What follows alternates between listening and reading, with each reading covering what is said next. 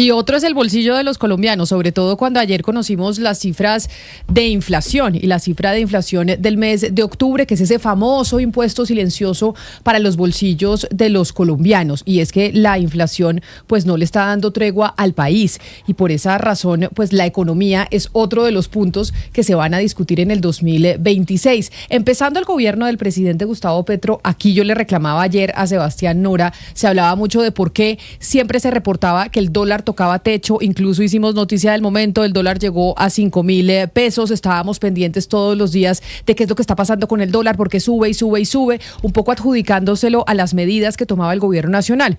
Y yo le reclamaba a Sebastián y a muchos de los economistas es por qué ahora que tenemos dólar a la baja, estábamos ayer en 3.700, ¿en cuánto estamos ahorita en la TRM, Sebastián? Estábamos en 3.700 algo. Hace una lo revisé y estaba como en 3.720. 3.720, que es una tasa representativa pues que no veíamos hace muchísimo tiempo. ¿A qué se debe? ¿Se debe a factores internacionales o se debe también a una política monetaria colombiana? ¿Tenemos nosotros la capacidad desde el Estado de controlar o no lo que pase con la divisa? Por esa razón, yo he querido llamar el día de hoy para hablar de esa discusión que he tenido con usted, don Sebastián, con Luis Carlos Reyes. Luis Carlos Reyes fue el director de la DIAN, el famoso Mr. Taxes, después fue ministro de Comercio, pero es que antes de ser Mr. Taxes, antes de ser ministro de Comercio, acuérdese usted que a Luis Carlos Reyes lo leíamos en El Espectador escribiendo columnas de opinión sobre economía y además era director del Observatorio Fiscal de la Universidad Javeriana. Sí, ayudó a fundarlo. Exactamente, y antes de eso estuvo trabajando en los Estados Unidos después de haber terminado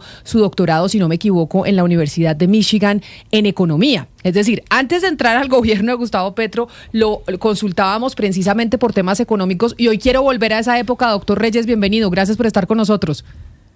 Un gran gusto estar con ustedes. Un saludo pues muy especial a toda la audiencia. Mire, quiero preguntarle sobre eso, porque a mí sí me llama la atención que en el momento en que el dólar estaba disparado llegando a los 5.000, estábamos todos pendientes de la divisa. Y ahora que la tasa representativa del mercado está a la baja y vemos como el dólar viene bajando continuamente durante los últimos días, pues poco análisis hemos hecho. Y por eso quiero preguntarle, ¿a qué se debe? ¿A qué se debe que el dólar esté bajando de esa manera y si lo que podemos esperar es que vaya a seguir siendo así? Sí, bueno, yo creo que siempre hay unas fluctuaciones naturales. En este momento el dólar en general a nivel internacional ha mostrado esa tendencia. Tiene en parte que ver, yo creo, con las mismas políticas desde Estados Unidos que han llevado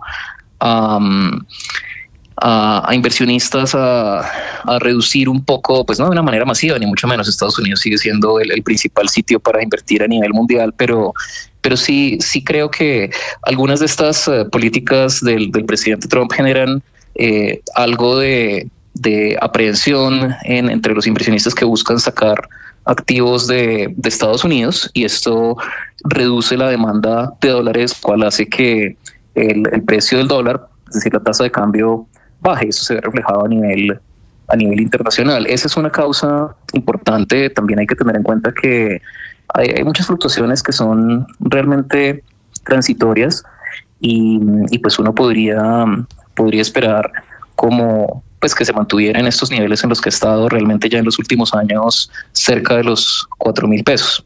Pero y entonces, si usted dice esto obedece a las decisiones que ha tomado el presidente Donald Trump, que ha debilitado un poco su moneda, no solo referente al peso colombiano, sino a otras monedas a nivel internacional. Cuando yo hablaba de lo que pasaba al principio del gobierno del presidente Gustavo Petro, al que usted perteneció, en donde el dólar incluso llegó a tocar casi que los 5.000 pesos, que aquí lo reportamos y estaba el país pendiente de lo que estaba pasando con la moneda de cambio, ¿eso también obedecía a factores externos o obedecía a decisiones económicas que se estaban tomando desde el gobierno nacional? Bueno, obviamente lo que hace el gobierno nacional tiene un impacto. Me parece que esas fluctuaciones justo al inicio, antes del inicio y el inicio del gobierno del presidente Petro, y muy probablemente lo que estamos viendo ahora, obedece a expectativas de los inversionistas. En su momento hubo una gran prevención por parte de muchos inversionistas acerca de lo que podía traer el gobierno del presidente Petro.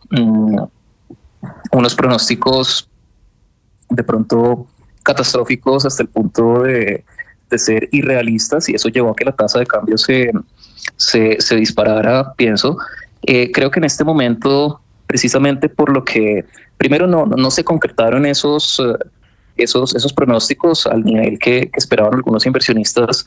De todas formas, el hecho de que se acerque este gobierno a su fin, que ha venido también con estas confrontaciones con el gobierno de Estados Unidos, que no son buenas para la inversión, especialmente en la medida que sean innecesarias.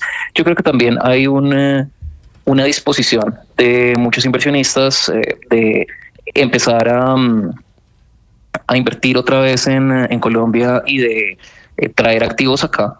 Eso implica pues una demanda de activos en Colombia, eso implica una apreciación del peso, es decir, una caída de la tasa de cambio. Yo lo vería más que nada como reacciones de percepciones del mercado y de los inversionistas frente a la estabilidad política de Colombia, que en este momento también pueden estar creando un clima en el cual la gente espera que termine este cuatrienio para algo que consideran que desde el punto de vista de la inversión puede ser mejor. Y ahí pues pueden estar en lo correcto o equivocados. Fíjense que esas tasas de cambio cercanas a los $5,000, a los 5,000 pesos, resultaron ser más producto de una especulación y de un temor excesivo.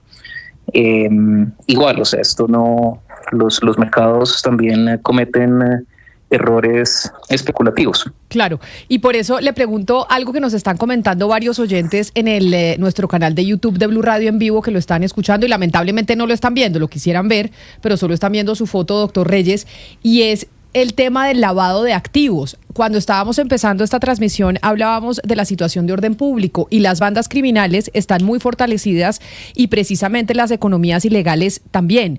Y entonces hablaban unos oyentes que nos están escribiendo y dicen la razón por la cual también tenemos una tasa de cambio en estos momentos con un peso tan fortalecido es porque está rodando dinero y dólares que están entrando por cuenta de la economía ilegal.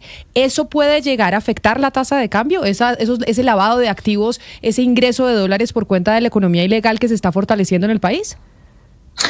Claro, en la medida, o sea, el lavado de activos en Colombia desafortunadamente siempre ha sido una realidad. ¿Y qué pasa? Si ingresan muchos dólares por lavado de activos, pues esto es un tema de oferta y demanda en el mercado del dólar, ¿cierto? Entonces, si hay muchos dólares en el mercado, eso implicaría que bajara el precio del dólar, es decir, que la tasa de cambio bajara. Esto siempre puede verificarse. Si hay una baja del dólar en un mercado como el colombiano, este siempre es uno de los factores que debe examinarse. Sí creo que desafortunadamente el gobierno ha desperdiciado la oportunidad de dar una lucha fuerte contra el lavado de activos. Tengo que remitirme a muchos de los programas que nosotros implementamos en la DIAN para, primero, frenar el contrabando, que es una de las principales maneras en las cuales se lavan activos, y también para bloquear los intentos de infiltración de la DIAN, que también tiene un papel importante en el control en todos los temas cambiarios. Evitar esa infiltración por parte de intereses delictivos que en algunos casos venían desde el Congreso de la República. Ya con la perspectiva del tiempo, lo que uno ve desde mi salida de la entidad fue que todas esas fichas que se buscó bloquear empezaron a entrar a la DIAN. Muchos de los programas de control del contrabando que nosotros empezamos se bloquearon. Pongo un ejemplo, algo tan sencillo como modificar el formulario de declaración de importaciones, que esto no es un software complicado, esto es un Google Forms glorificado, es algo que la DIAN hace todo el tiempo para todo tipo de impuestos, pero que no se ha cambiado en mucho tiempo. El software en este momento sigue bloqueado en la DIAN, y con esto sigue bloqueada la implementación de un nuevo estatuto aduanero, que ese estatuto aduanero se diseñó precisamente para bloquear esos boquetes de entrada al contrabando y por lo tanto lavado de activos. Entonces creo que sí se han desperdiciado oportunidades. No sé si desperdiciado sea un eufemismo. Seguramente hay algunos temas intencionales por parte de algunos actores en el gobierno, y me parece muy peligroso que personas que están con justa razón investigadas, como el actual ministro del Interior, tengan un poder clientelista tan grande en el gobierno hoy en día. Todo eso, digamos, que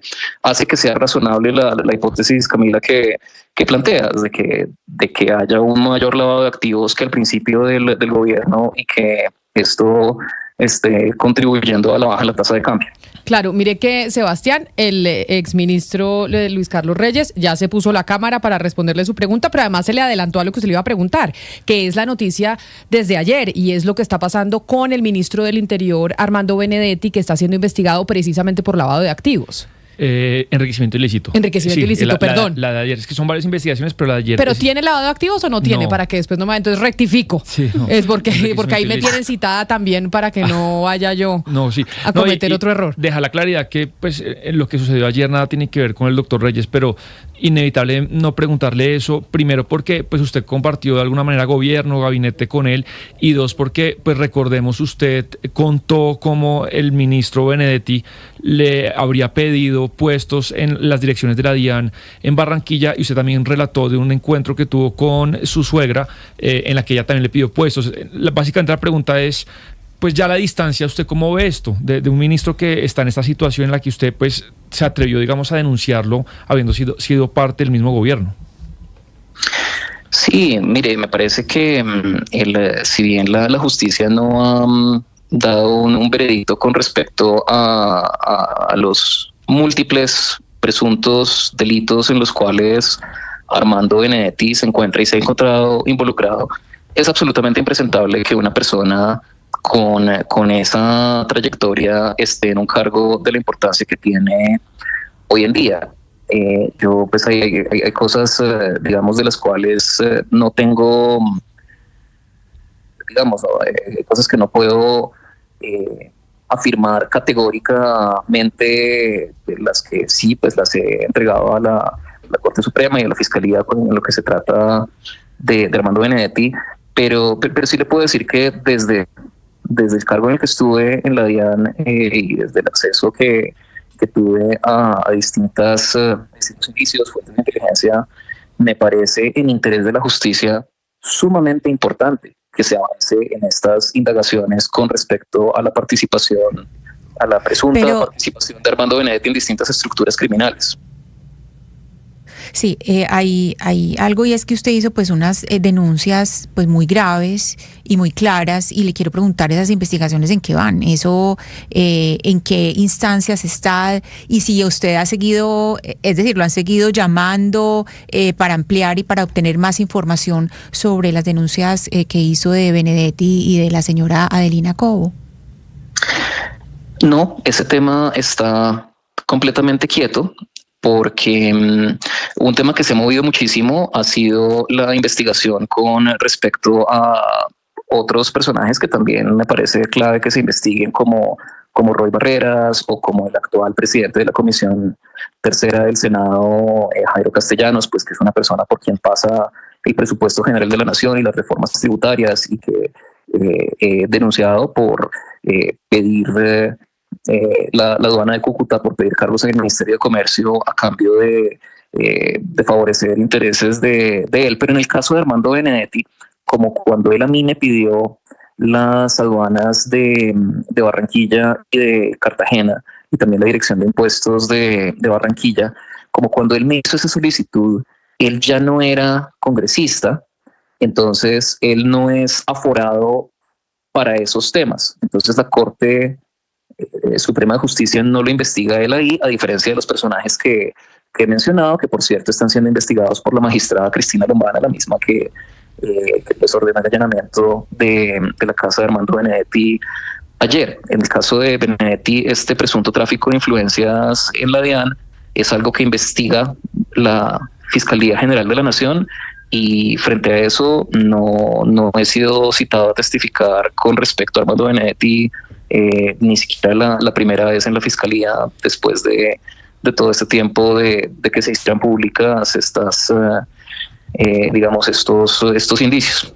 Y además, cuando usted habla y cuando hablamos del tema del lavado de activos, que es lo que dicen los oyentes, que podría ser una de las razones para lo que está pasando con la tasa de cambio, pues ¿para qué más quiere una aduana, no, Sebastián? Es decir, ¿por qué pide uno las aduanas en Colombia? Pues sí, para que pasen bienes que para no registrarlos. Para no registrarlos. Para algún amigo. Bueno, y además que pues, el exministro mostró de Benedetti y de muchos otros congresistas que eso le escribieron, imagínense la cantidad de personas que le debieron escribir para eso. Claro, y el exministro y el ministro Benedetti dice, a mí la magistrada Cristina Lombana no me puede investigar porque yo no era aforado, y lo que está pasando con el caso que denunció el exministro Reyes es que precisamente se va a la fiscalía porque él no era congresista cuando le mandó esos chats pidiéndole las aduanas. Doctor Reyes, le agradezco mucho que nos haya atendido el día de hoy. A mí se me había olvidado esas denuncias que usted había hecho en contra del hoy ministro Benedetti, pero quizá una última consulta. ¿Usted sigue en la carrera por la presidencia? Es que como son tantos candidatos, pues ya no sé quién está y quién no está. ¿Usted sigue en ello o no? Claro que sí. Nosotros, o sea, mi preocupación precisamente por haber presenciado todas estas cosas desde adentro del gobierno, Camila, pues mencionabas anteriormente cuando yo como director del Observatorio Fiscal de la Javeriana opinaba como un observador más acerca de lo que ocurría dentro del gobierno. Realmente la perspectiva de haber estado adentro sí me muestra como la normalización de estos comportamientos delictivos, incluso entre algunas personas que uno desde afuera podía mirar como referentes, como, sí, este es más o menos decente, decía uno, y realmente uno se da cuenta de que todas estas cosas están absolutamente normalizadas. El que menos participa es que pues no se mete en eso, pero sabe que funciona así y piensa que el sistema no va a cambiar. Y para mí la motivación de esta candidatura presidencial que estamos sacando adelante es plantear la importancia de jugar limpio desde adentro del gobierno. Está tan normalizado que la relación entre el Ejecutivo y el Legislativo se dé a través de entregar contratos a dedo a congresistas y a sus amigos. Y bueno, fíjense que los temas por los que están investigando Benedetti ahora tienen un poco que ver con esto, y el entregar también cargos críticos a través del clientelismo del Congreso para pasar grandes reformas legislativas es el modus operandi desde hace mucho tiempo. ¿Sí? Ojalá esto hubiera empezado con errores del actual gobierno, pero esta es una manera en la que funciona la política colombiana, que yo no he visto el primer candidato presidencial aparte de mí que realmente entienda que si no reformamos la manera en que se relaciona el Ejecutivo con el Legislativo, incluso a costa de que nos pasen menos leyes, las cosas van a seguir igual. Vamos a seguir teniendo una serie de victorias pírricas en las cuales pasamos unas leyes que son muy bonitas en el papel, pero para las cuales no quedan recursos porque todos los entregamos, y que se socavan por la misma criminalidad que entra a través del clientelismo a las instituciones que se supone que están reformando esas leyes. Entonces la respuesta es sí, claro, mi candidatura presidencial es una propuesta de traer juego limpio a las más altas esferas del gobierno y empezar a sincerar todas estas cosas que son vox populi en los círculos del poder, pero que algunos ciudadanos bien intencionados o de pronto excesivamente esperanzados han pensado que no están normalizadas. Están completamente normalizadas. No importa el gobierno en que lo veamos. Yo sé que aquí hay muchos que no, es que terrible Uribe y terrible Petro, pero eso con Santos no pasaba. Miren, en todos los gobiernos pasa, y necesitamos desnormalizarlo. Necesitamos que llegue gente que esté comprometida a transformar el sistema. Pues exministro de Comercio, exdirector de la DIAN, hoy candidato presidencial, buscando firmas con miras al 2026. Gracias por haber aceptado esta invitación a hablar con nosotros de lo que está pasando con la tasa de cambio. Usted dice que es momentáneo y que de todas maneras, me quedo con eso en términos del dólar, que usted dice que de todas maneras Estados Unidos va a seguir siendo el principal país en donde los inversionistas van a buscar refugio, a pesar de que en estos momentos estén buscando diversificar. Mil gracias por estar con nosotros. Muchas gracias, Camila, Sebastián, un gusto estar con ustedes. Un saludo especial, 11 de la mañana, 6 minutos. Ana Cristina, es que hablamos de todo con el exministro Reyes, porque yo lo llamaba para lo de la tasa de cambio, pero se me olvidaba, y él fue el solito el que se metió, que él estuvo denunciando al ministro del Interior, Armando Benedetti, por todo lo que explicó. Claro, y recuerde que dijo que además la suegra pues había ido también a, digamos, como en todas esas intrigas. Pero mire, Camila, en esto que habla el exdirector Reyes sobre el juego limpio, hay que recordar que él dio unas declaraciones en que decía que por razones éticas él no se medía en ninguna consulta con Roy Barreras. Entonces, a mí me parece importante destacar eso, porque hemos visto una cantidad, y son muchos los candidatos que dicen dicen, no, pues que no, que ellos, por ejemplo, cuando estaba Daniel Quintero, pues que se metían ahí con Daniel Quintero porque pues no estaba juzgado, pero eso sí, hace 4 años con el señor Rodolfo Hernández, ahí sí no se metían que porque tenía lías de corrupción y ahí sí no les importaba que no estuviera condenado. Entonces hay como un doble rasero ético. Ojalá que cumpla esto el señor Reyes. Si él dice pues que por razones éticas no va a consulta con ciertos candidatos, pues que los otros candidatos también se pellizquen, ¿cierto? Que miren cuáles son pues de verdad los principios éticos que van a defender ante el electorado. Y a él se le pueden hacer muchas críticas, incluso acá le hicimos, Camila, pero yo creo que una que sí no se le puede hacer al exministro Reyes es que no transó con la corrupción y que se enfrentó incluso a medio gabinete con los costos que eso supone. Y quiero recordar otro episodio que no lo tocamos con él.